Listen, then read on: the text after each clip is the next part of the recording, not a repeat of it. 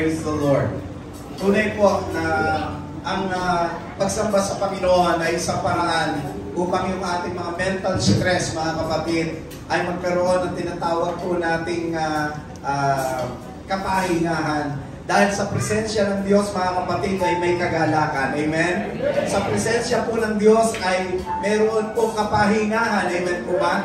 At ngayong araw po na ito, mga kapatid, na andito tayo sa harapan ng ating Panginoon. Na andito tayo para sambahin siya. Amen po ba? Kaya lahat po ng mga bagay na nasa isip po natin, anumang mga bagay na nagiging dahilan para magulumihanan tayo, tamang-tama po andito kayo, kailangan nyo pong ibigay sa Panginoon. Sabihin nyo nga sa katabi nyo, ibigay mo na yan kay Lord. Tama po yun. Sino po rito ang walang pera? Wala akong pera. Ako mabuti naman. Alam mo bakit? Kasi ngayong araw po na ito, yung pinuntahan ng lugar tamang-tama dahil ang Diyos na sinasamba natin, siya po ay mayaman. Amen po ba? At kung may pangangailangan ka, kaya niyang ibigay yan. One click lang, pwedeng dumating sa iyo yung pangangailangan mo. Palakpakan natin ang Panginoon. Hallelujah. Sino po dito ang nangangailangan ng maayos na kalusugan? Mga kapatid, ang Panginoon po ay ang ating tagapagpagaling at dakilang magagamot. Hindi lang siya God who provides, but also God who heals, mga kapatid. Kaya kung kailangan mo ng kagalingan, tama-tama ulit lugar na pinuntahan mo, dito gagaling ka. Amen po ba? Praise the Lord. Sino po dito ang gusto ng kapahingahan sa piling ng Panginoon? Praise God. Palakpakan natin ang Panginoon. Tamang-tama dito ka. Kasi sa harapan ng Diyos, masarap hong magpahinga. Amen po ba? Kaya po yan, natin yung puso natin. Tanggalin natin yung mga bagay na kumahadlang para ang ating pagsamba ay ika nga po mahadlangan. Ngayon, nandito ka, huwag mong hayaan masayang yung pamasahe mo. Huwag mong hayaan masayang ang iyong oras. Huwag mong hayaan masayang yung pagkakataon para ma-receive yung mga blessings ng Diyos. Sabihin mo, handa ako, tanggapin ang blessing mo. Palakpakan natin once again ang Panginoon. Hallelujah. Sa taas po natin ang ating kamay sa Panginoon sa oras na ito. Heavenly Father, kami po ay narito at nagpupuri sa iyo, nakataas ang aming mga kamay, Panginoon.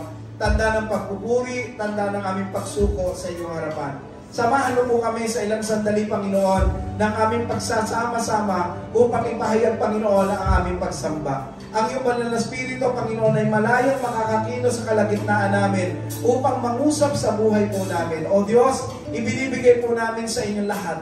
Lahat ng aming burdens, Panginoon, ito man ay burden financially, ito man ay burden physically, O God, or may kinalaman sa aming spiritual, or we have a burden mentally, O God. Lord, lahat ng ito, we surrender it all to you, O God. And we receive now you, the blessings that you prepared for each and every one of us, O God. Lord, ikaw po maghari sa kalagitnaan namin. Ang pangalan mo lamang, Panginoong Jesus, ang aming maitaas, dahil sa pangalan mo lamang, mayroong kaligtasan. Purihin ka, Panginoon, in the name of Jesus. Everybody say, Amen! Amen!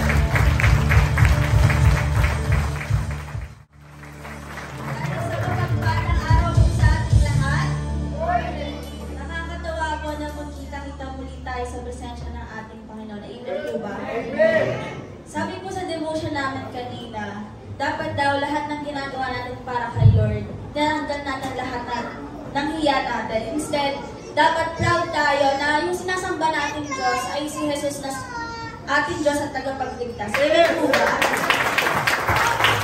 So as we start this worship, I encourage each and every one of us na tanggalin natin lahat ng hiya and inhibitions natin. And let us proudly worship the name of God. Kasi hindi lang natin yan dito gagawin. Habang buhay natin siyang pupurihin at habang buhay natin siyang paglilingkuran. Habang buhay natin iaalay ang ating pag-ibig sa Kanya. Come on, church, let's sing this song.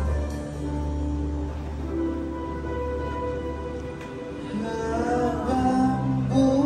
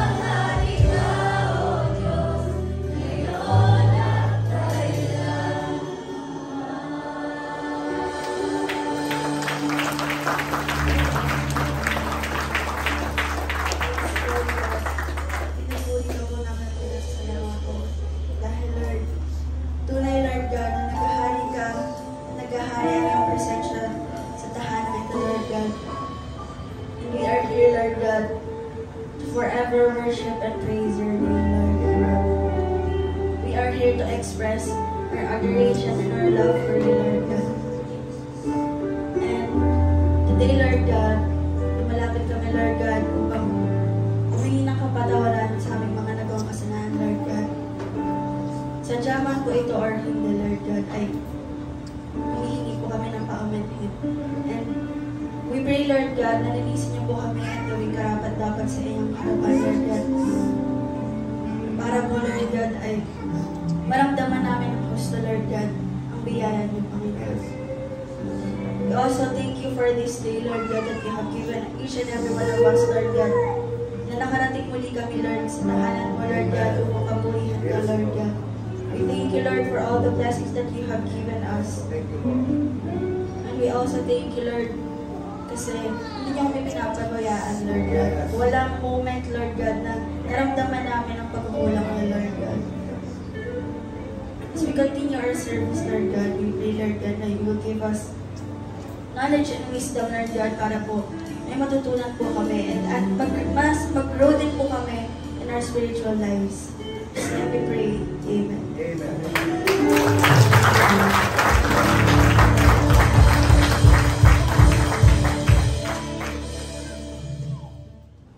Magandang umaga po mga kapatid. Tayo po muli ay dadako na sa ating banal na hapunan na kung saan dito po natin lagi inaalala yung walang kapantay na pag-ibig ng Diyos para sa atin. Kaya bago po tayo makibahagi o tumanggap ng mga simbolo, atin muna pong pakinggan ang sinasabi sa banal na kasulatan. Mula po sa Unang Korinto, chapter 11, verse 27 hanggang sa sumusunod. Ganito po ang sinasabi. Ang sino mang kumakain ng tinapay at uminom sa kopa ng Panginoon sa paraan di nararapat ay nagkakasala sa katawan at dugo ng Panginoon.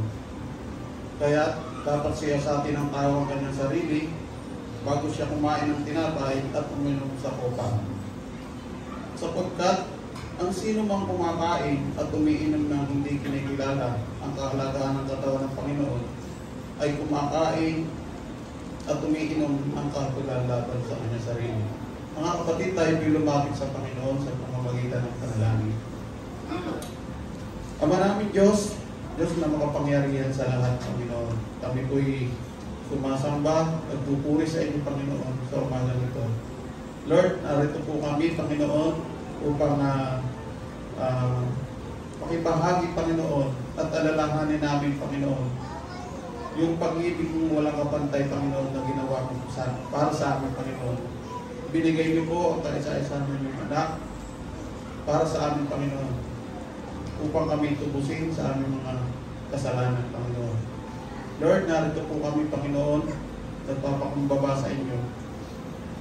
Maamin po kami, Panginoon, na kami po ay lagi nagkakasala, Panginoon. Humihingi kami ng kapatawaran, Panginoon.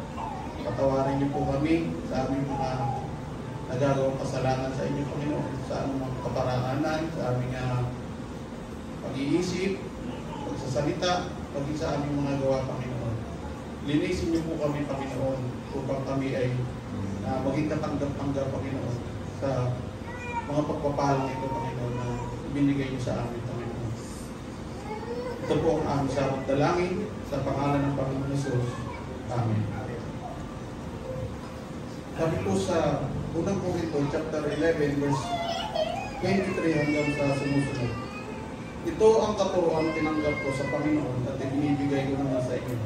Nung gabi siya ipagkanulo, ang Panginoong Jesus ay tumambot ng tinapay, nagpasalamat at pinagpira-pira sa iyo at sinabi, ito ang aking katawan na inihahandog sa inyo. Gawin ninyo ito bilang pag-alala sa akin. Mga kapatid, tanggapin po natin ang tinapay.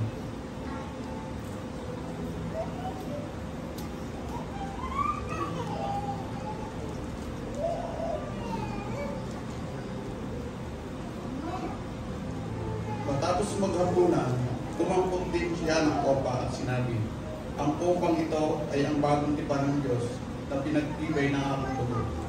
Tuwing iinumin ninyo ito, gawin ninyo bilang pag-alala sa akin. Tanggapin po natin mga kapatid sa araw.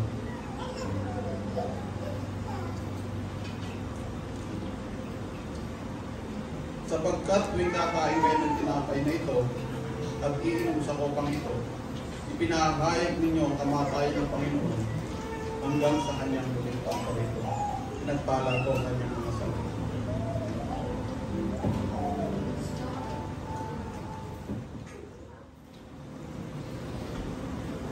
Good morning. Good morning. Ngayon po ay dadaan po tayo sa pagbibigay. Napakasarap po na maibigay po natin sa Panginoon yung para sa Kanya. Di po ba? Sabi nga po ng Panginoon, everything belongs to me. 100% everything belongs to me. So wala po tayong pag-aari. Ang lahat po ay pag-aari ng Diyos. Kung meron naman pong negosyo, hindi po sa iyan, stewards lang po tayo dyan. Pinagkatiwala lang po ng Diyos yung trabaho yan para sa iyo o yung business mo na yan. Kaya nga po, ang sabi ng Panginoon, ibigay po ninyo yung para sa Diyos para magamit po sa kanya pong gawain. Tama po ba? Ilang pong percent yung inanais ng Diyos? Maybe 10%.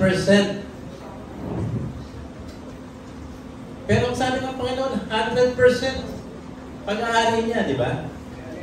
Pero inuutos niya tayo, naibigay niya yung 10 bahagi ng ating pong mga kinita para po gamitin sa kanyang pong kaharian. Tama po, di ba?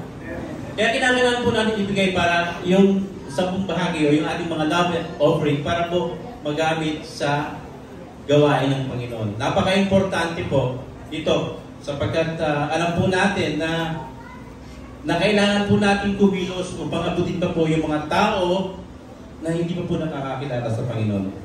So sa pagkakataon ito, sabi nga po dun sa Malakay, chapter 3, verse 10, paborito ko po itong verse. Bring the whole tithes in the storehouse that there may be food in my house.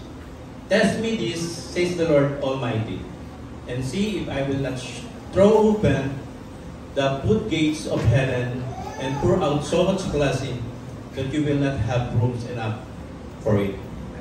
So God is challenging us today. So if you give your tithes and offering, God will open the wind of heavens and pour out the blessings. No? At wala pong lalagyan.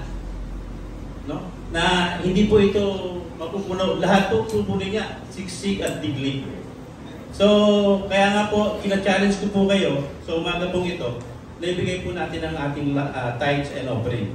At bago po yan, tayo po muna ay manalangin sa Panginoon.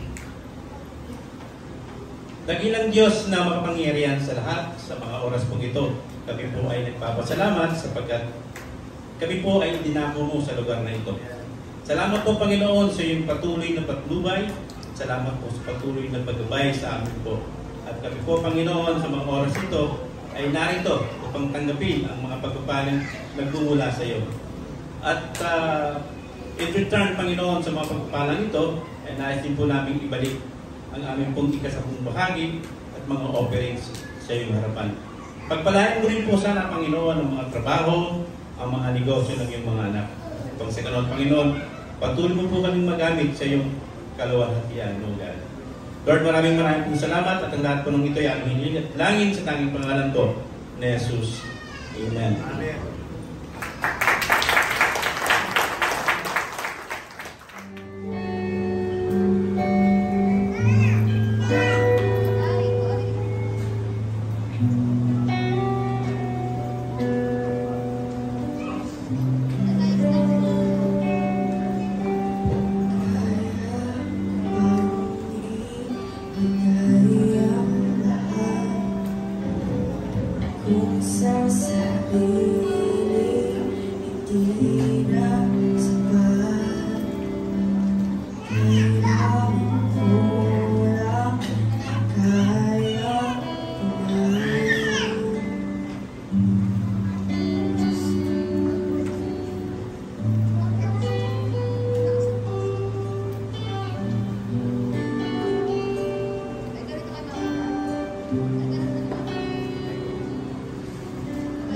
aking sinusubok,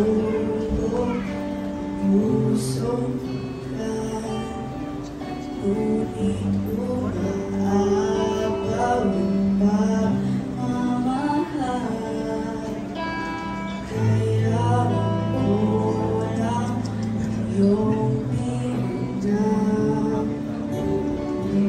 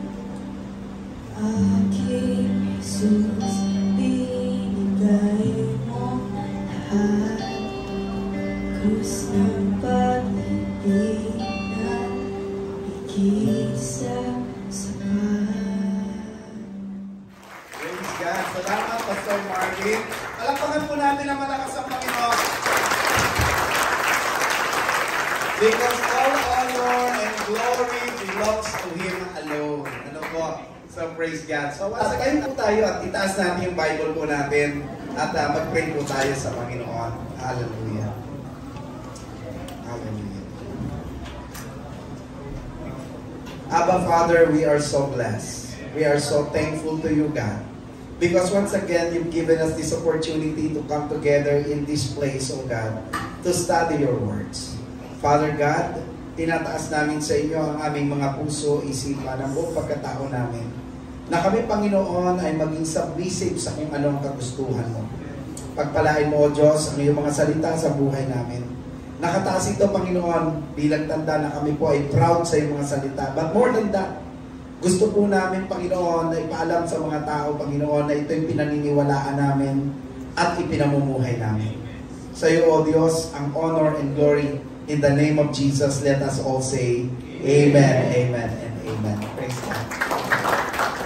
Sige po, palapakan natin ang Panginoon yung malakas na malakpak. Okay. Alright, so ngayon po, pag-usapan po natin, bahagi po ng home improvement para higit na maging maganda at maayos ang pamilya po natin. Let's talk about the debt of gratitude. O sa Tagalog po, ito yung pinag-usapan po natin, utang na loob. Let's turn our Bible in Exodus chapter 20, verse 12. Ika-5 sa utos ng Diyos, ang sabi po sa wikang Ingles ay, honor your father and your mother so that you may live long in the land the Lord your God is giving you. So sa Tagalog po, makita mo natin, ang sabi ganito, igalang mo ang iyong ama at ina, sa gayon mabubuhay ka ng matagal sa lupain ibinigay ko sa inyo o ibinigay sa inyo ni Yahweh na inyong Diyos. Have you ever wondered, mga kapatid, kung gaano po kalaki ang nagagastos ng isang magulang sa pagpapalaki ng kanilang anak mula isilang hanggang siya ay sumapit na edad 18? Naitanong nyo na po ba yun? O meron po bang mga magulang dito na simula nung ipanganak po nila yung anak nila, sinulat na po yung gastos? Meron pa? Meron? Wala pa naman. Mabuti naman. Palakpakan natin ang mga mabuting magulang. Praise God. Ano po? Wala pa po. Pero alam niyo po, according po sa pag-aaral ng Philippine Statistic Authority, ito po yan, the average cost of raising a child in the Philippines is estimated around 1.2 billion Philippine peso from birth to 18. From birth to 18. Ang nagastos mo, brother Buboy, Sister Goy, sa isang anak ay 1.2. Sa average, although nag-iiba-iba ito nag-iiba-iba, depende sa family. Kasi, kung halimbawa, anak mo, pinag-aaral mo sa isang napaka-eksklusibong paaralan, hindi lang ganito yun, di ba? So, ito yung pinag-uusapan po lang natin, yung basic lang. So, kung meron kang isang anak, mula nang ipanganak mo siya, hanggang mag-18 years old siya, nakagastos ka na sa kanya ng around 1.2 million. Paano na lang kung may 3 kang anak? Di magkano na po yan? Magkano? So, milyonaryo ho kayo. Pakisabi mo nga sa katabi mo, milyonaryo ka pala.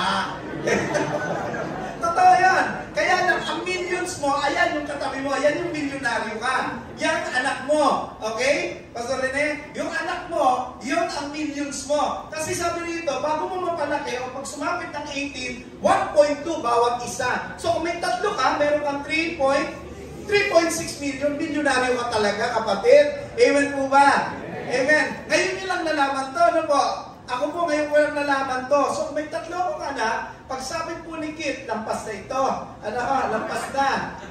So hindi na to, basta 1.2 lang. Okay? Pag sabi to, anak ko, lampas na itong 3. Itong mga, hindi na po basta 1.2 ang bawat isa sa kanila. Kasi kung nag-stay po sila ng tahanan ninyo, mula 18 pataas, it's more than 1.2 million. Higit na po roon. Ngayon, ito ang reality. Mga kapatid, alam natin lahat na bilang mga magulang, talagang it really takes a lot more than money to raise children. Tama po? Higit pa po sa pera.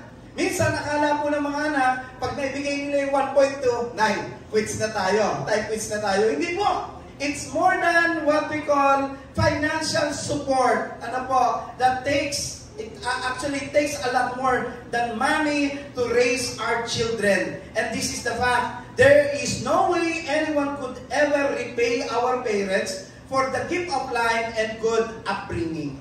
Wala ho tayong anumang halaga ng pera na pwede nating itapat sa pagpapalaki ng ating mga anak.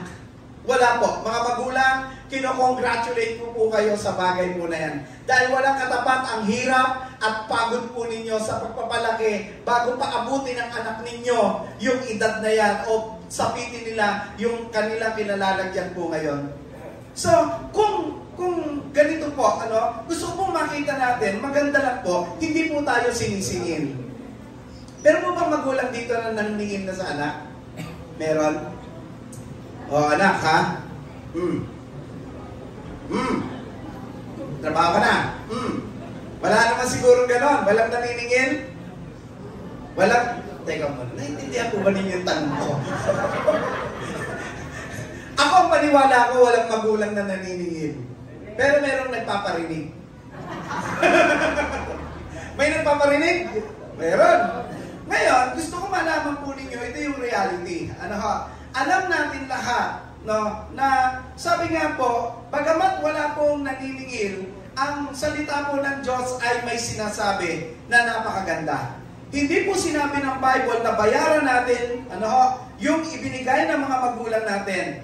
The Bible does not recommend that, but it requires us to repay our parents by, honoring them.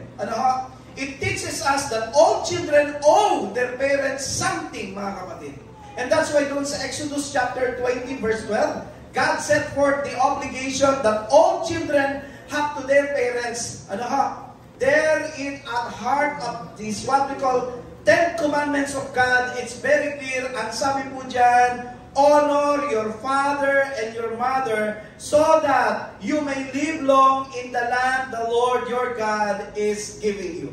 Hindi ka nire-require ng Diyos na bayaran mo yung pagpapalaki ng magulang mo. Pero ang nire-require sa iyo ay mas matindi. Ano po yun? That you honor your parents. Palakpakan nga po natin mga parents po natin. And this command of God, is actually from the ancient time of Israel. And it was repeated by God through Apostle Paul. So, baka iniisip po natin, Pastor, that was in ancient time. Iba na tayo ngayon. Sino po dito yung mga kabataan na nangangatwiran na iba na tayo ngayon? Iba na tayo ngayon. Nangangatwiran ba tayo ng gano'n? Hindi? Ay, hindi. Nay, panahon nyo yan. Iba na ngayon. Iba na ngayon. Sino po dito nagsasabi ng iba na ngayon? Meron po ba kayong mga anak na nagsasabi na, ay, hindi na, tay. Iba na ngayon. Iba na. Mga kapatid, pwedeng iba na ngayon, pero ang salita ng Diyos hindi nagbabago. Amen? So kung hindi nagbabago ang salita ng Diyos, yung sinabi niya noon ay applied pa rin sa panahon natin ngayon. In fact, sinabi po ni Paul doon sa Ephesians chapter 6 verse 1 and verse 2, children, obey your parents in the Lord, for this is right. Honor thy father and mother, which is the first commandment with a promise. Far from being a command that only applied to the ancient Israel, mga kapatid, the Apostle Paul picks up this truth in Ephesians chapter 6. At sabi niya, children, obey your parents in the Lord, for this is right. Ito ang tama. So, ano bang edad ng anak? Okay? Ano bang antas ng buhay? Ano bang edukasyon ang narating ng anak? Ano bang tungkulin mo sa ministry? Na kinabibilangan mo sa ngayon? Tatandaan mo po, ang utos ng Diyos, you need to treat your parents with respect. Ano ibig sabihin nito? Ang sangkap ng isang godly home, mga kapatid, ay hindi lang nakasalalay sa matatag na pag-aasawa. Hindi lang nakasalalay sa maayos na pagsasama ng mag-asawa. Ito rin po ay nakasalalay sa maayos na pagpapalaki ng mga anak, and at the same time, nakasalalay din po kung paano ang mga anak ay mangangalaga at irerespeto ang kanilang mga magulang. So as we consider this command this morning, mga kapatid, may tatlong katotohanan po tayo na matutunan dito po sa utos ng Diyos na ito, dito sa Exodus na ating tinigyan. Unang-una po, yung origin of this command. Yung pinagmulan. Sino ang pinagmulan? Sino ang pinanggalingan ng utos na ito? First of all, gusto kong makita ninyo that this is an inspired command from our God. Inspired command by our God. Noong 1901 mga kapatid, ano ho, yung mga archaeologists, naka-discover po sila ng 7-foot tall stone slab na merong naka-inscribe na 282 laws, ano ho, na tinawag po ito Code of Hammurabi. Ayan po yun. Okay? Itong si Hammurabi was the 6th king of Babylon, and his code is one of the oldest written collection of laws. Ang Hammurabi Code po at ang Ten Commandments po ay parehong utos, pareho pong nakasulat sa bato. Ang pagkakaiba po ay ito. Yung Hammurabi mga kapatid ay utos inspired by man, pero yung Ten Commandments na isinulat sa bato ay utos inspired by our God. Kaya nang sabihin ng Diyos na igalang mo ang iyong mga magulang, irespeto mo ang iyong ama at ina, hindi yung basta utos inspired by man. It is a command inspired by our God. At kinakailangan nating makita na kung ito ay galing sa Diyos, ito ay banal, dapat po nating tratuhin ito na mayroong kasagraduhan. Hindi ito binabasta-basta. Amen? Amen po ba? Kaya pag binasa natin yung Ten Commandments na honor your parents, we are not reading merely human code or law. Instead, we are reading an inspired commandment of God. Alam po ba ninyo kung ilang araw nag-stay si Moses doon sa bundok Sinai nung ipinasulat ng Diyos sa kanya sa 10 utos sa 2 tablet stone? Alam niyo po kung ilan? Walaan niyo po. Ilan po? Tama po kayo, 40. Alam niyo kung bakit siya nagtagal ng 40 doon? Isipin niyo po kung paano mo isusulat sa bato nung araw. At ito ho ika-5. So ibig sabihin, kung naisulat na po ni Moses, ito yung 4, ito po yung ika-5, ano ho, at nagkamali siya ng isang letra, patay, kuha na naman siya ng panibagong bato palitan. Kaya tumagal ng 40. Ganon yung hirap. Tapos babaliwalain lang natin to. Diyos pala mismo nagsabi po nito. Galing ito sa bibig ng Diyos at sinabi kay Moses, susulat mo. So, wala pong ginawa si Moses kundi maglilok doon sa bato. At inabot siya ng 40 days para isulat ang 10. 10 lang. Inabot siya ng gano'n.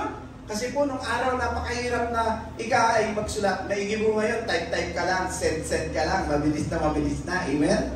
Noon hindi gano'n. Wala naman po silang cellphone noong araw. Wala po silang papel na pagsusulatan. Pero bakit sa bato ay pinasulat ng Diyos? Dahil pag sa bato, at ito po ay nakaukit sa bato, hindi po ito mawawala. Indication na ito po ay hindi mabubura. Kaya pag binabasa natin yung 10 Commandments na honor your parents, dapat hindi po ito nabubura sa ating mga puso. Amen po ba? Maaaring hindi lahat ng parents honorable. Hindi lahat ng parents honorable. But all parents are to be honored by their children because they are commanded to do by the inspired word of God. Maybe mga katuwiran ka sa akin, yung tatay ko, yung nanay ko, hindi naman honorable pastor. Ba't mo may kagalang? Hindi naman kagalang-galang. It's not about kung sila ba ay honorable o hindi. Kasi wala naman pong perfectong magulang. It's all about the inspired word of God na dahil sinabi ng Diyos, igalang mo mga magulang mo, perfect man sila o hindi, honorable sila o hindi, you have to respect them because ang Diyos ang nagsabi nito. Kailangan nating sundin. Galing ito sa Diyos. Hindi lang po yan.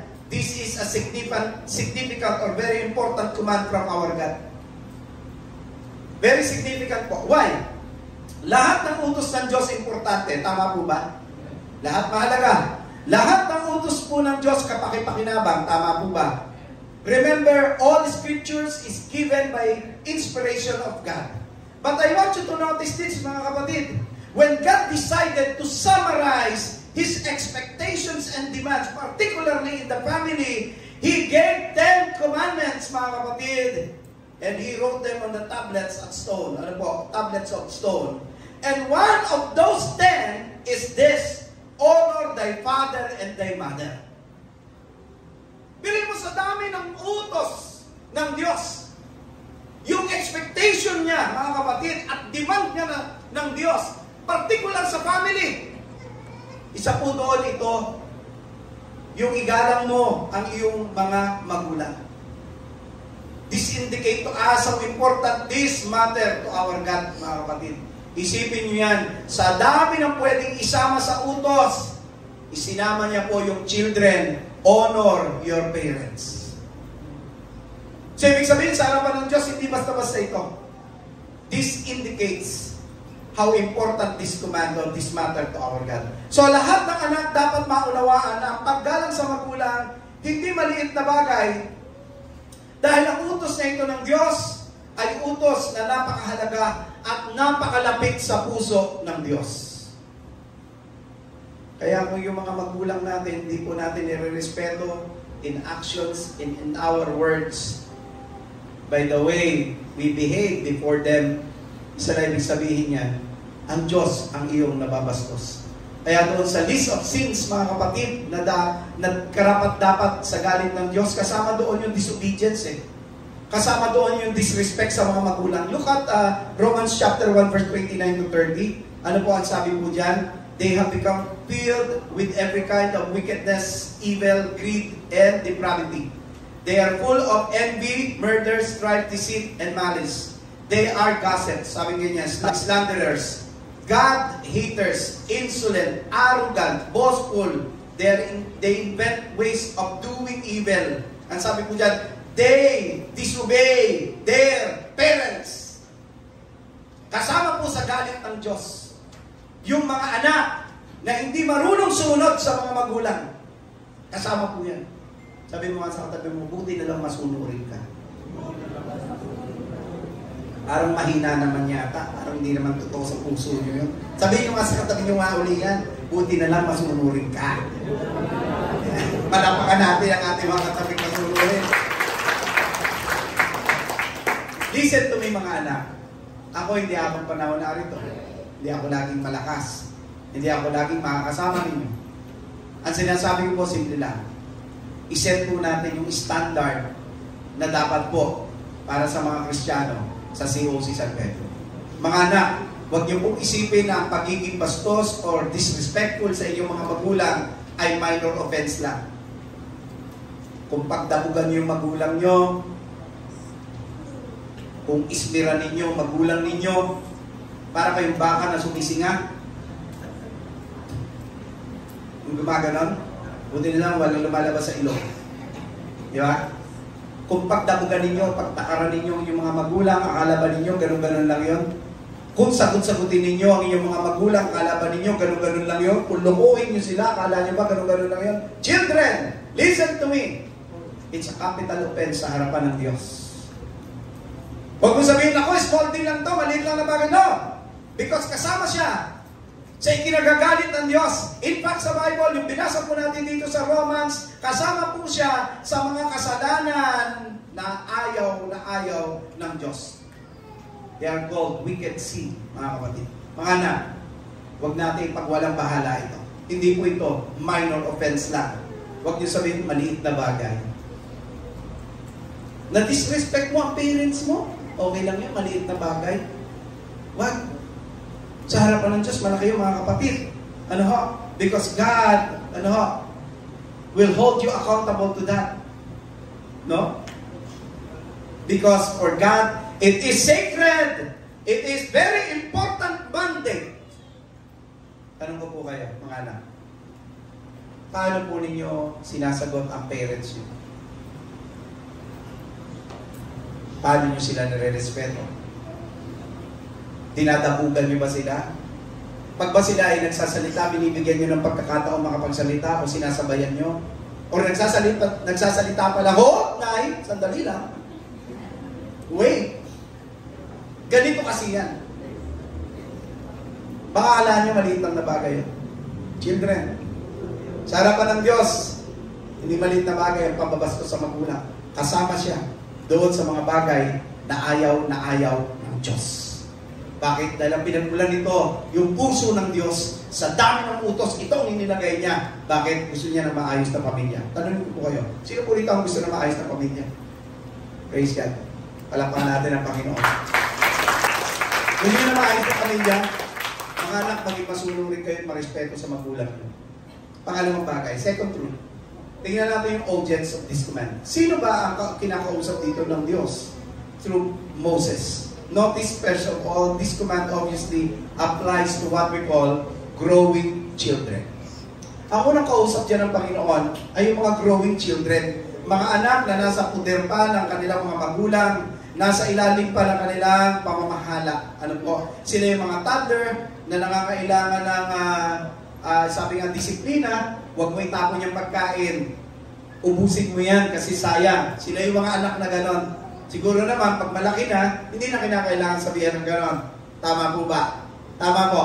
So sila po yung mga bata na nasa puder ng magulang o mga kabataang nasa puder ng mga magulang, mga teenager na nangangailangan po ng patuloy na gabay. Anak, umuwi ka na maaga, delikado ang panahon ngayon.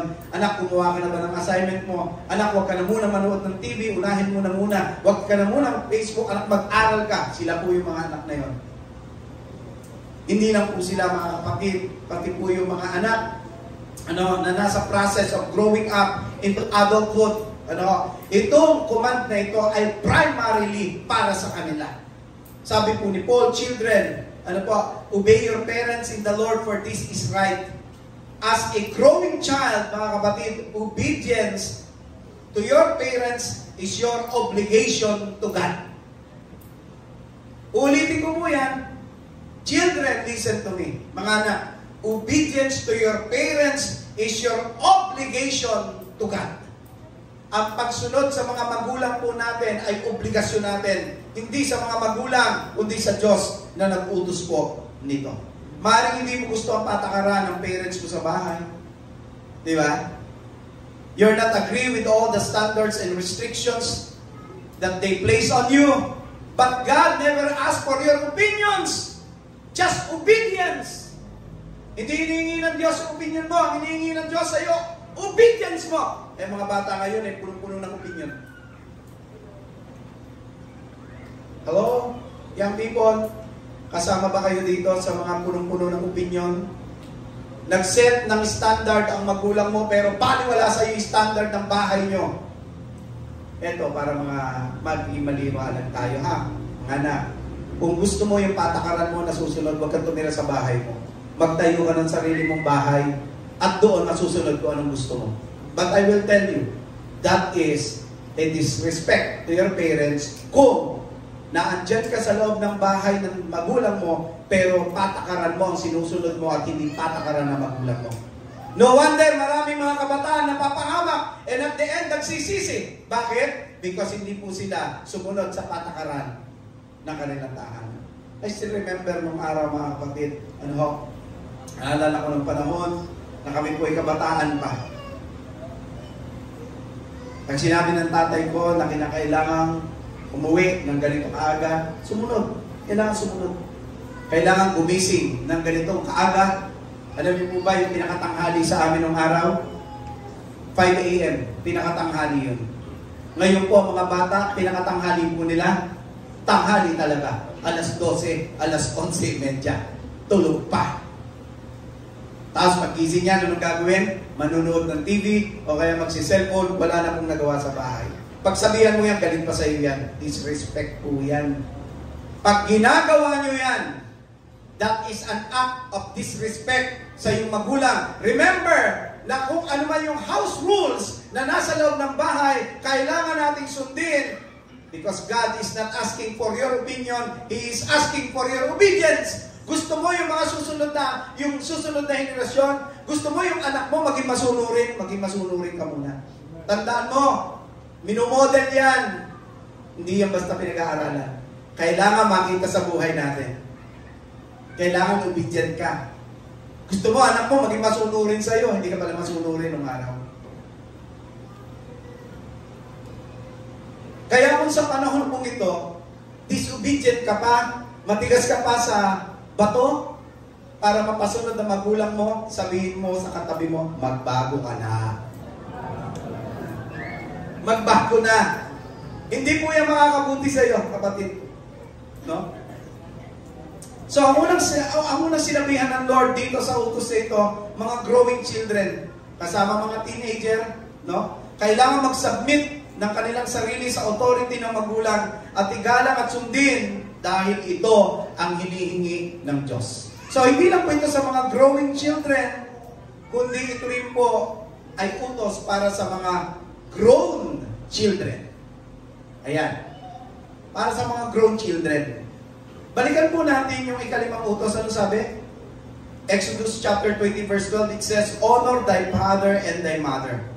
Meron po ba kayo nakitang exemption dyan?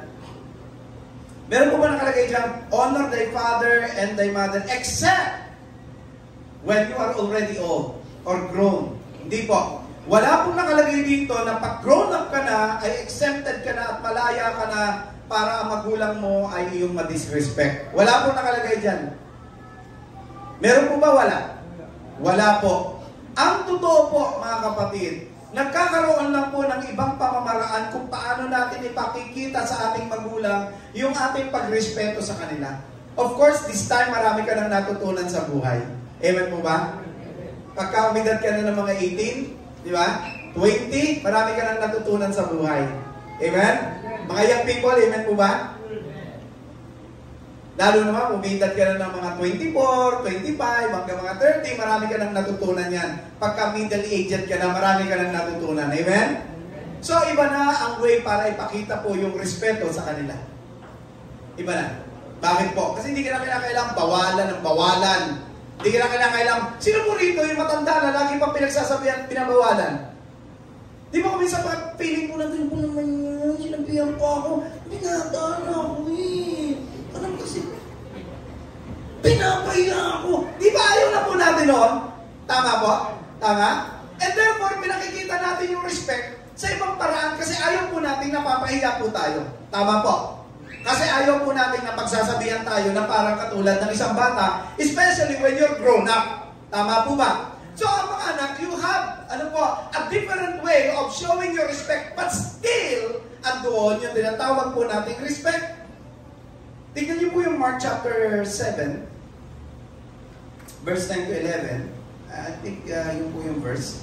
Sinabi pa ni Jesus, mahusay kayo sa pagpapawalang bisa ng mga utos ng Diyos para masunod ninyo ang inyong mga tradisyon. Halimbawa na lang, sinabi ni Moises, igalang ninyo ang inyong mga magulang at ang lumapastangan sa kanyang mga magulang ay dapat patayin. Sa panahon ni Moises, sabi niya. Kausap ni Jesus dito yung mga Pariseo. Verse 11, pero itinuro nyo naman na kapag sinabi ng isang anak sa mga magulang niya na ang tulong, we're talking of support, ang tulong na ibinibigay niya sana sa kanila ay kurban. Ang ibig sabihin ay nakalaan sa Diyos. Lumalabas, exempted na. Okay? Jesus rebuked the Pharisee who were in the middle-aged. Middle-aged na po ito mga to. Ni-rebuke ni Jesus itong mga middle-aged na ito for neglecting or avoiding their responsibility to their parents. Mga kapatid, our Lord indicated that even into adulthood, we are bound the Word of God to give honor to our parents. Ulitin ko po yan. Kapag nakatapos ka na ng pag-aaral, o ikaw ay may trabaho na, hindi ibig sabihin exempted ka na i-honor ang iyong mga parents. All the more! Ano po sabi rito? This time pwede ka na mag-support. This time pwede ka nang tumulong. Hindi ka na kailangan obligahin. Mga anak, pag nakatapos kayo ng pag-aaral, makapagtrabaho kayo, isama nyo naman sa plano ang pagbibigay sa mga magulang nyo. Mga anak, listen to me. Pagka kayo ay nakapagtrabaho na, may trabaho na kayo. Normally dito sa atin, pag binata pa, nakapisan pa rin, o dalaga pa rin, nakapisan pa rin sa magulang. Pag nagkatrabaho kayo, maglaan kayo para sa magulang nyo. Hindi yung mga magulang nyo parang namamalimos. Kaya sila nagpaparinig. Kaya pala nagpaparinig dahil ikaw ay nagdadamot. Mabuti pa yung girlfriend mo na ilibre mo. Yung nanay mo, hindi mo man lang nabigyan, miski bulaklak. Tapos pag nawala yan, bibigyan mo ng koronang bulaklak. Ano man silbi nun? Mabuti pa yung boyfriend mo na ilibre mo. Pero yung tatay mo, di mo man lang na-date. Nagastusan mo yung iba, pero yung magulang mo na nagpakahirap sa'yo, di mo man lang naalala. Ang lungkot! Sabi mo nga sa katabi mo, lungkot mo. Totoo na, napakalungkot to, di ba? Nakapagpakain ka sa barangay, samantala yung sarili mong pamilya, hindi mo man lang nailabas. Napakalungkot lalo yun. Tapos, picture dito, post dito, post dyan. Asus, naku po. Tapos ilagay sa FB. Pero kalimutan yung mga magulang. Pag nagkatrabaho kayo mga anak, listen to your pastor. Listen to the word of God. Sabi po ng Bible, kayo mga Pariseyo kayo, ang galing yung gumawa ng panibagong patakaran, samantalang yung original na utos ng Diyos, hindi nyo naman nasunod.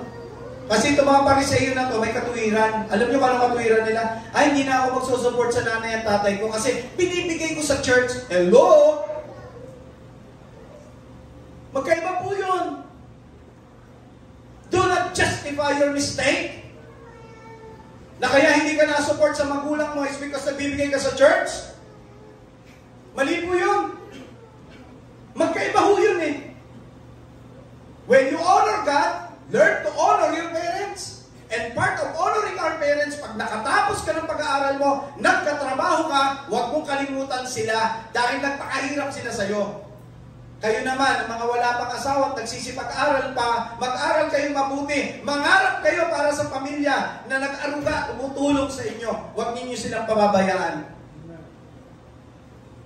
Minsan may mga anak, pag nagkatrabaho na, nando pa rin sa puder ng magulang.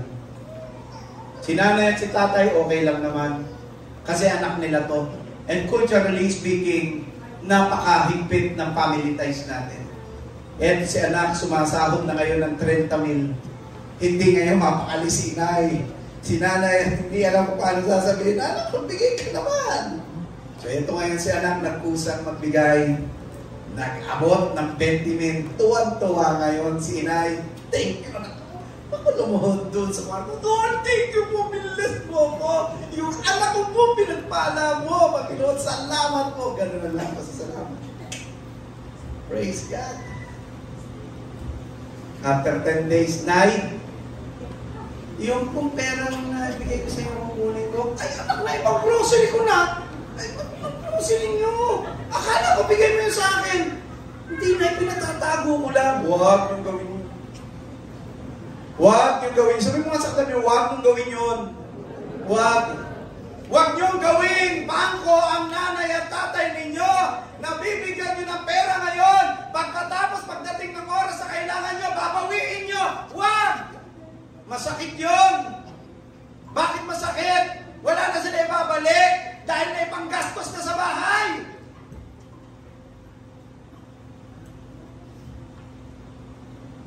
Ba't naman ako, pastor, magbibigay? Bahay naman namin yun. May trabaho ka na. Kung ako nga ang tatanungin, pag may trabaho na, move out ka. Kung ikaw ay may trabaho na, listen to me. Young people, listen to me. Kung ikaw ay may trabaho na, uupa ka ng sarili mong titirahan. Magkano ang dapat na bayad?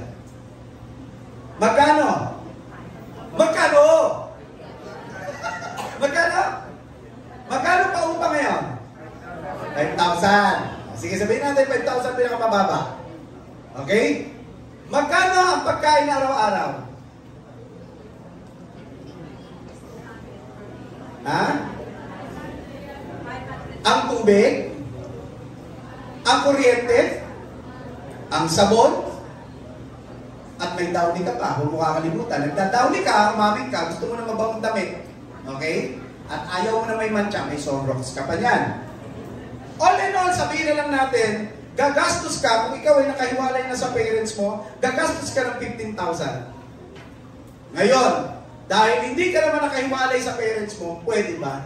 Yung 15,000 na yun, or more than that, iwan mo lang kay nanay at tatay mo, nang sa ganun, hindi naman sila namang problema. Palakpakin nga po yung mga nanay at tatay mo.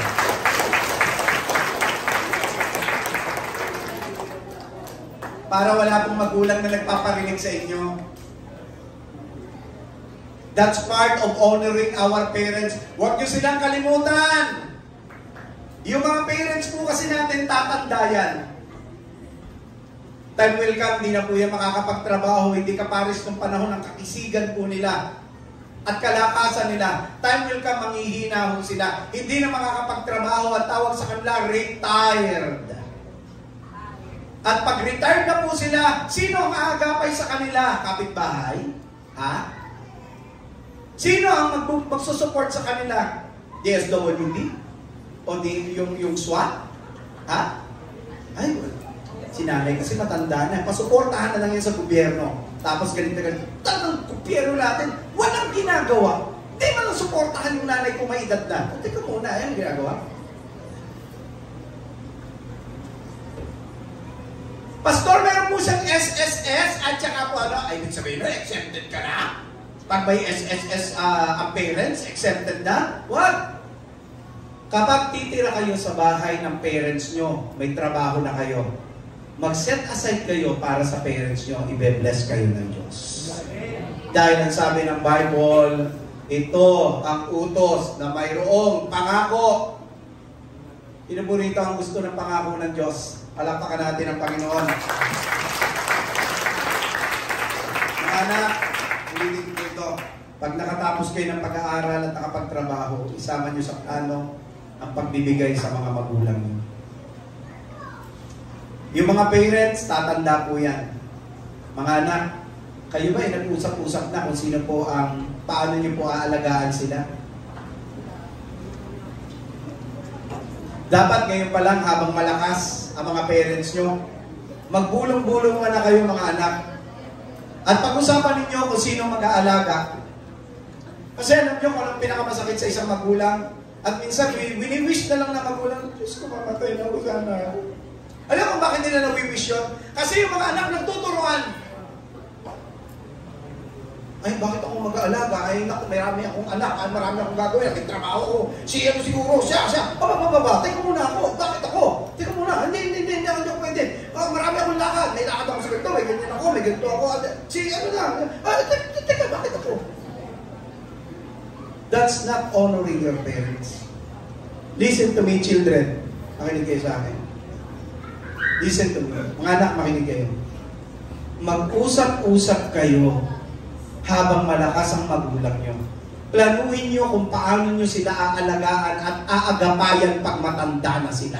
Huwag nyo iparamdam sa mga magulang nyo na parang basahan na lang sila na itatapon at ipagtatapunan sa magkabi-kabila kasi ayaw nyo silang alagaan.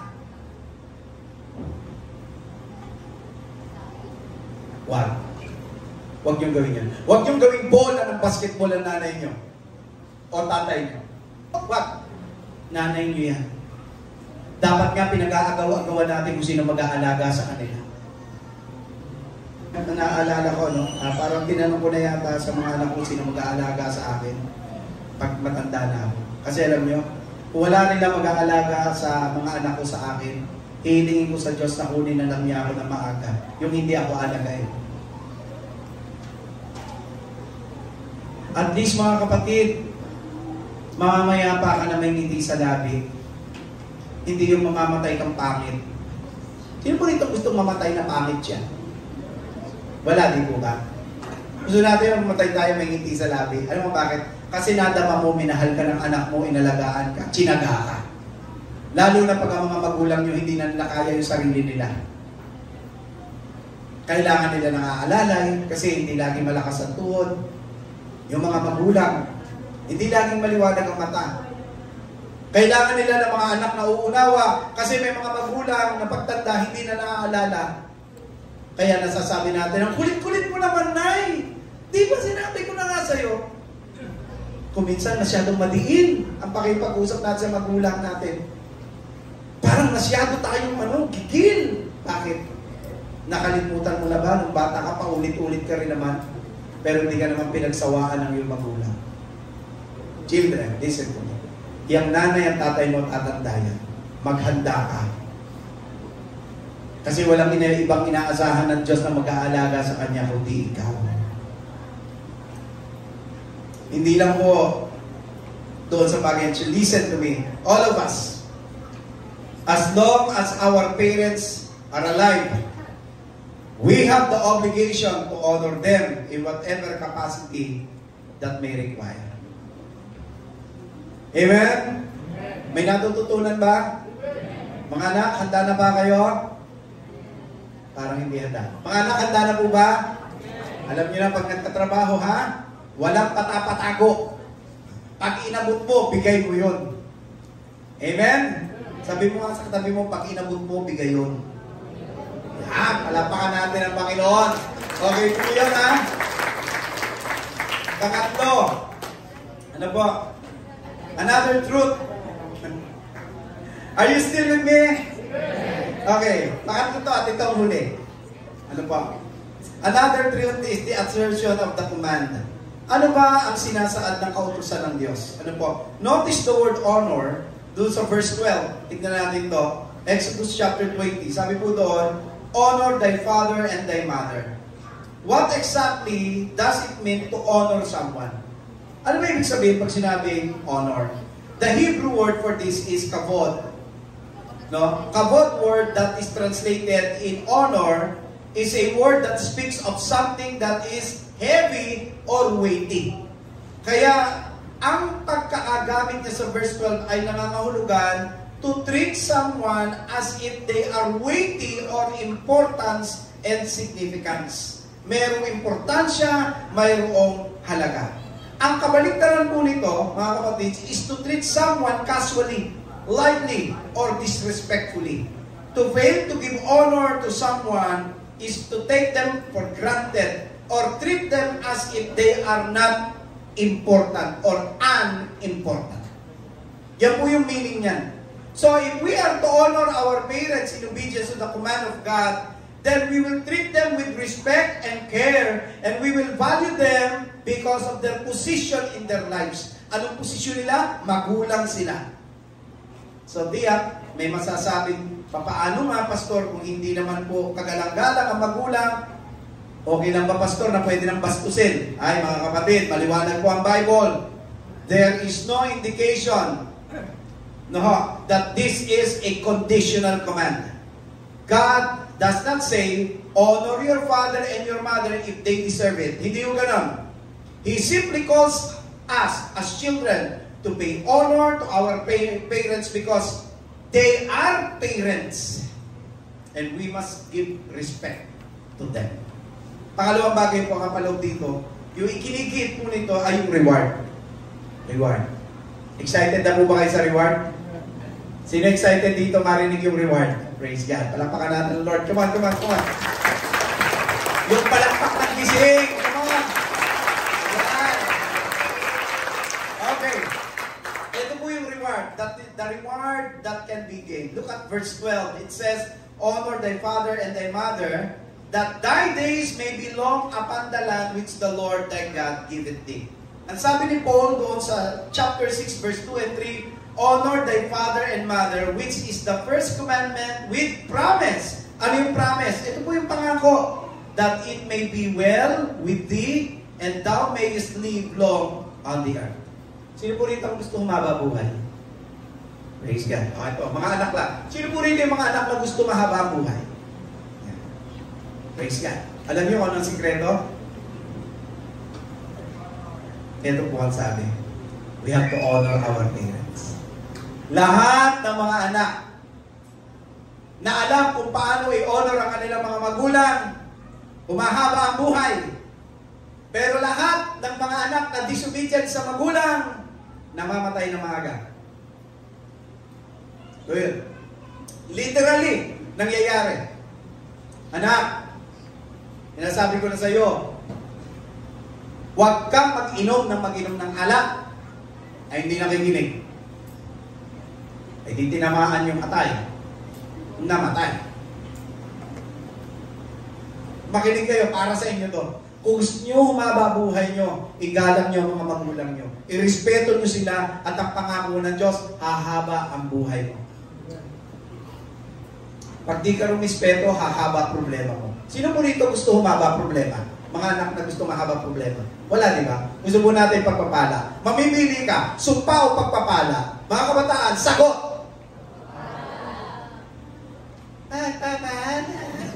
Parang hindi naman eh. Mamili kayo mga kabataan, pagpapala o sumpa?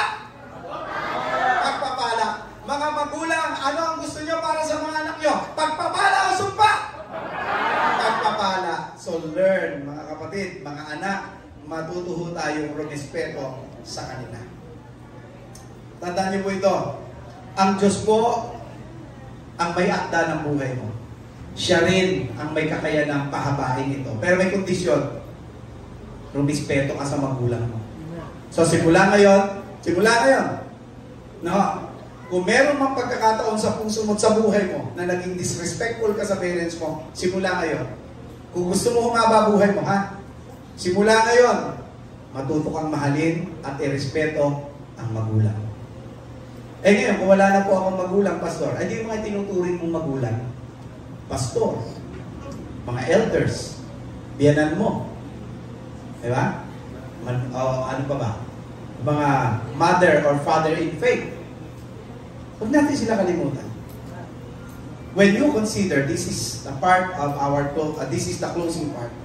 When you consider what most parents do and give for their children's sake, mga kapatid, you realize that no task, no gift, no service could ever truly repay the price of parenthood. Pag naisip mo kung gaano katindi yung pagiging magulang, wala kang pwedeng ipalit na anumang halaga. However, though we cannot repay our parents for the life they gave us, no, ay ilagay natin sa puso natin yung utos ng Diyos. Naitay, di man kita mapalitan sa mga pagpapalang ibinahagi mo sa akin. Doon man lang naitay sa pagrespeto at pagmamahal, masuklian kita. Iba wala nang sukli, may utang pa. Iba mga anak, wala nang sukli. May utang pa, literal, may utang sa magulang. And figuratively, may utang in a sense sa ayaw gawin yung part niya. As a matter of obedience to the Word of God, children, both growing and grown up, mga kapatid, we should strive to give honor to our parents and show them the respect that God demands. Let those of us who still have our parents or mga itinuturing na parents, yanan, pastor, elders, mga nanay and tatay in faith, let us honor them. At yun po kasi yung karapat-dapat para sa mga magulang natin. Mag-set tayo ng standard sa COC San Pedro na mga anak natin dito marespeto, maalaga sa magulang, mapagmahal sa kanilang mga magulang. Mag-set tayo ng standard dito.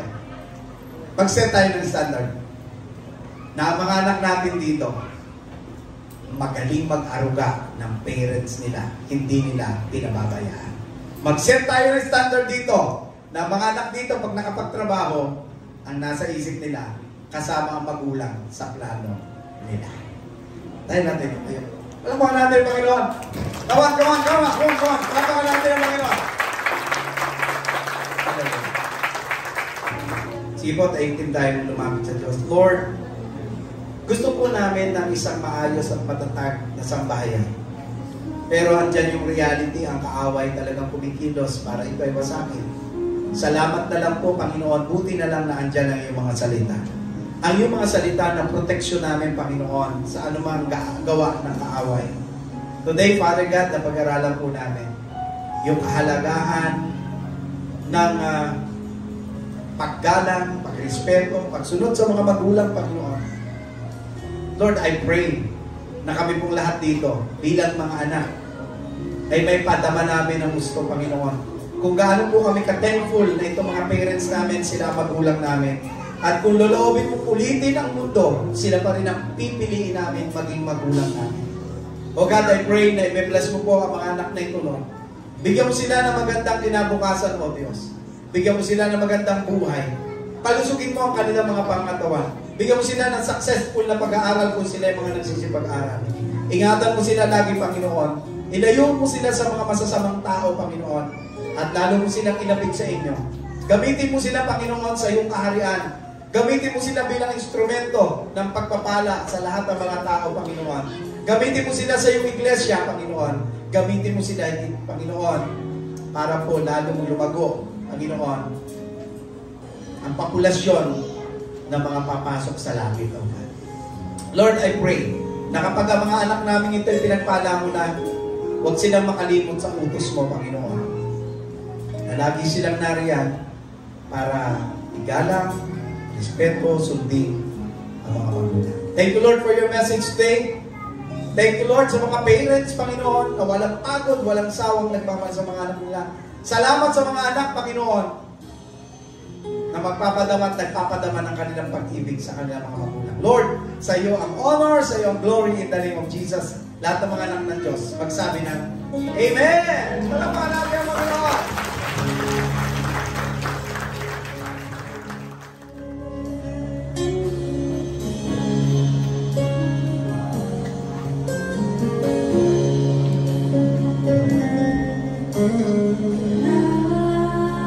Mahal kita, sinasamba kita, sa aking buhay ay ikaw ang nagbigay kahulugan, minamahal, sinasamba kita.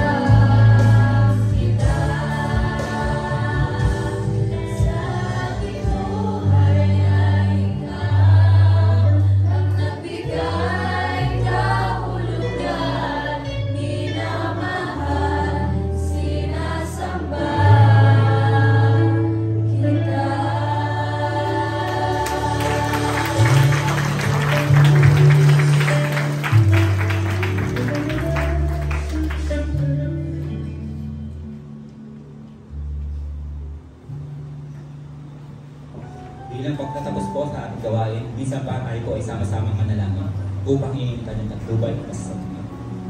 O dakilang Diyos na makapagyarihan sa lahat. Panginoon, pinupuri ka namin, Panginoon, sa iyong kadakilaan, O Lord, sa iyong katapatan sa amin, Panginoon. Sa isang buong linggo, Panginoon, na kami po, Panginoon, ay binabayan at iningatan, O Lord, at sa umagang ito, Panginoon, ay nagdamos ng pagsamba para sa iyo, Panginoon. Nanawa, Panginoon, mga awit ang inawit sa iyo, Panginoon, ay naipas namin, Panginoon.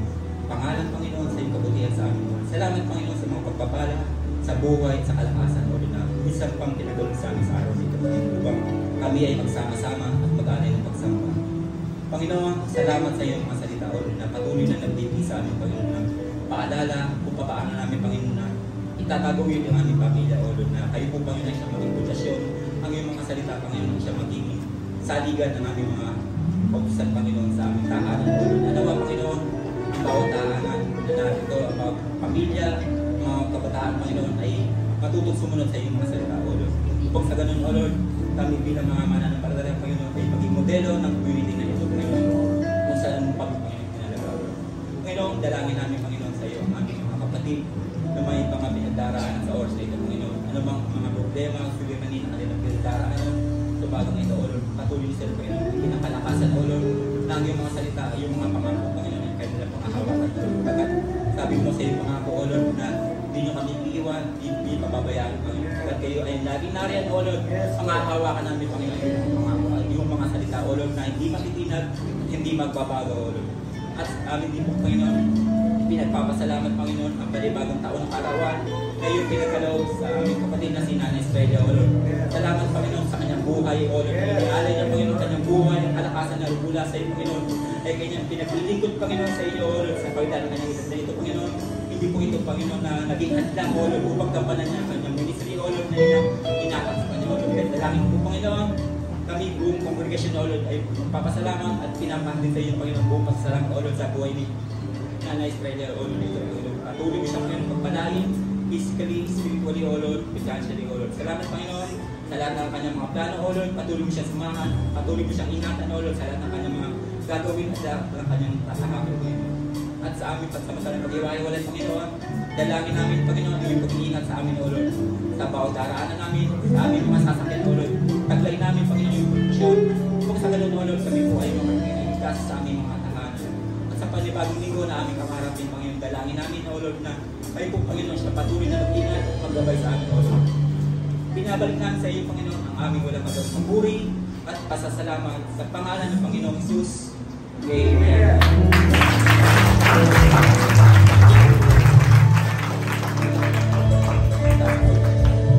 Taas po natin ating mga kamay at kami ng pagpapala. Sa Kanya ng pagagawa ng higit pa ay sa maaari natin hilingin at isipin sa pamamagitan ng Kanyang kapangyarihan kumikilos sa atin. Sa Kanya nawa ang kalwalhatian sa pamamagitan ng Iglesia at ni Kristo Jesus sa lahat ng salinlahi magpakailanman. Amen.